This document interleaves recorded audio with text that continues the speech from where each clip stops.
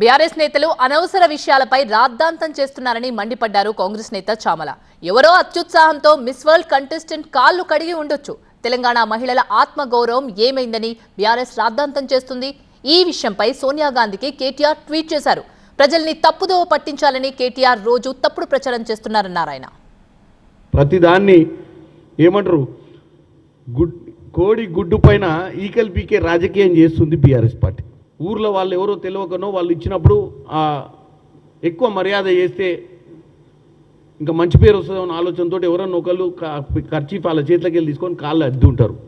దానికి కూడా ఇప్పుడు అర్జెంటుగా రేవంత్ రెడ్డి గారు సమాధానం చెప్పాల్సిన పరిస్థితి వీళ్ళు ఇప్పుడు క్రియేట్ చేసిరు. దాన్ని ఏం తెలుసా, భారతదేశ వ్యాప్తంగా తెలంగాణలో మహిళా ఆత్మగౌరవం ఏమైపోయింది అనే సబ్జెక్ట్ని తీసుకొచ్చి దీన్ని మళ్ళీ ట్యాగింగ్ ఎవరికి చేసిర్రు? సోనియా గాంధీ గారికి. ఈ బ్రహ్మాండమైనటువంటి కార్యక్రమం మిస్ వరల్డ్ కాంపిటీషన్ ఇండియాకి రావడమే ఫస్ట్ టైం. అది తెలంగాణకు రావడం గర్వకారణం. దీన్ని ఎట్లా డెంటు కొడదామన్న ఆలోచనే ఉంది తప్ప ఇవాళ తెలంగాణ గురించి గొప్పగా మాట్లాడాలన్న ఇంట్రెస్టే పోయింది వాళ్ళకు.